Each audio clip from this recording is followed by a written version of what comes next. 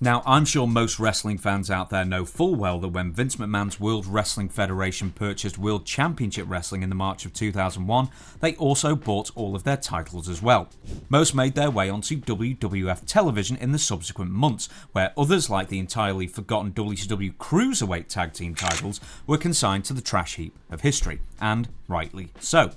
With the WCW invasion of the WWF in full swing, WCW's titles were contested frequently on WWF television and pay-per-view, with numerous wrestlers holding WWF and WCW gold simultaneously. The Undertaker, Kane, Edge, Chris Jericho, the Dudley Boys, etc. But here's the thing. When the WWF purchased WCW, it meant that the WCW titles were in essence WWF belts in all but name. So therefore any wrestlers holding so-called WCW belts at this time really weren't. They were dual WWF champions. With the WWF and WCW bitter rivals for the entirety of WCW's 13-year existence,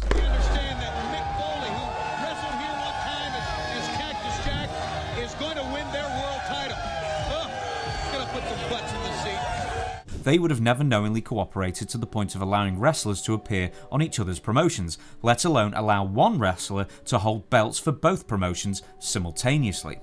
But it did actually happen. The key word here is knowingly. Let's head back to late 1996 to the height of the Monday Night Wars, with Hollywood Hulk Hogan's New World Order faction running roughshod over World Championship Wrestling, and with the World Wrestling Federations desperately trying to play catch-up after losing two of their biggest stars in Diesel and Razor Ramon, aka Kevin Nash and Scott Hall. WCW, aside from a cavalcade of superstars, mostly ex-WWF stars from the 1980s and 90s, was also just as celebrated for their much-vaunted Cruiserweight division, featuring among the greatest Mexican, Japanese and American pro wrestlers to ever step into a ring. Among the top stars in the division was Ultimo Dragon, a superstar in both Mexico and his native Japan, who happened to hold 8 belts, one of which just so happened to be the WWF Light Heavyweight Championship. How one wrestler manages to hold 8 major titles in 1996 is incredible enough, but in August of that year, promotions from the US, UK, Mexico and Japan offered up their non-heavyweight belts for one giant prize called the J Crown. The J Crown was won by the Great Sasuke in the finals of the Super J Cup tournament, hosted by New Japan Pro Wrestling, and therefore won all 8 belts on offer, including the WWF Light Heavyweight Title. On October 11th of that year, Sasuke lost the J Crown and all 8 belts to Ultimo Dragon, who at that point had already started to appear on WCW television. As an aside, Ultimo Dragon was also the NWA middleweight champion at that time, so therefore he was now the champion of 9 different promotions. So now you have a WWF champion, among many other accomplishments, held by a WCW contracted employee. Now, before you question these facts by saying that, hey, the WWF Light Heavyweight Championship only came into existence in late 1997 when Taka Michinoku won a tournament, that's simply not true. The WWF Light Heavyweight Championship was actually born all the way back in 1981 when the World Wrestling Federation and the Mexican-based Universal Wrestling Association entered into a working agreement. As part of the deal, the WWF created the championship, where it was contested almost exclusively in Mexico for nearly 15 years, and crucially, the title was never competed for, shown, or even really mentioned on WWF television. As soon as the belt was created, it was out of sight and out of mind for the McMahons and the WWF. With the UWAs folding in 1995, the WWF Light Heavyweight title migrated over to Japan and was fought for in the independent Michinoku Pro League. It should be noted at this point that despite taking his name from the wrestling promotion he debuted in, Taka Michinoku did not found Michinoku Pro, nor did Michinoku Pro have a working relationship with the WWF at this time. Michinoku Pro would voluntarily offer up the WWF Light Heavyweight title to be part of the J Crown in August of 1996, and now we are all caught up. Back to November 1996, and Ultimo Dragon now had 9 title belts. Not only that, but he actually defended his J Crown title, which included the WWF Light Heavyweight title, on several WCW shows, including WCW Nitro twice, WCW's World War III pay-per-view, and WCW's biggest pay-per-view of the year, Starrcade 1996. So yes, if you were wondering, a WWF title was defended multiple times on WCW television. But how did WCW get away with it for so long, and how didn't the WWF notice? Well, the WWF wasn't interested in their light heavyweight title whatsoever, considering that they'd let it bounce around the world over the past 2 decades, and they clearly had more pressing things to worry about, like, turning around their television ratings and stopping hemorrhaging money.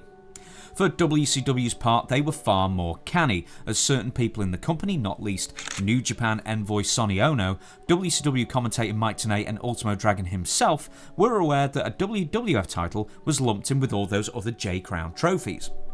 It was decided immediately that Ultimo Dragon could not wear the WWF belt on WCW television. WCW was already embroiled in legal trouble with the WWF when WCW Executive Vice President Eric Bischoff insisted that reigning WWF Women's Champion Medusa Michelli, who Bischoff had just signed away from the WWF, bring the belt to WCW Nitro and then throw it in a conveniently placed waste paper bin.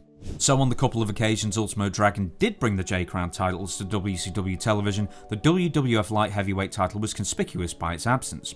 The WWF title never actually appeared on WCW television, aside from a couple of seconds of footage borrowed from New Japan on an episode of WCW Nitro, although once again the WWF belt was never pointed out to the fans. So after a couple of months nobody had said anything, and while still reigning J-Crown champion, Ultimo Dragon defeated Dean Malenko for the WCW Cruiserweight Championship at Starrcade's pay-per-view on December 29th, 1996. Ultimo Dragon therefore held 10 title belts simultaneously, including a sanctioned WCW title and a recognised WWF title, albeit one that the Federation had completely forgot about. Ultimo Dragon lost the J-Crown, excluding the WCW Cruiserweight title and the NWA Middleweight title, to Jushin Thunder Liger at New Japan's Wrestling World 1997 event on January 4th, thereby holding all 10 titles for a grand total of 6 days. At least he made sure to get photos of him holding all the belts. Ultimo Dragon would lose the WCW Cruiserweight title back to Dean Malenko a few weeks later at WCW's Clash of the Champions 34 in Milwaukee, Wisconsin, and he would eventually be stripped of the NWA Middleweight title at some point in 1998, after Ultimo Dragon just kind of stopped defending it in 1997. As for the fate of the WWF Light Heavyweight title, by the end of 1997, Vince McMahon was giving a quasi-concerted effort into trying to combat WCW's amazing Cruiserweight division with a lighterweight division of his own. In November of 1997, somebody in the WWF office realised that they still actually had a light heavyweight title on the books and demanded that the incumbent champion at the time, Shinjiro Otani, send the belt back to the States. He duly did so, and on the same day sent all the other non-New Japan belts back to their respective owners as well, dissolving the J-Crown once and for all. So now you know the story once and for all. If you enjoyed this video and you want to see more, like, click, subscribe, all that kind of thing, and I'll see you for the next one.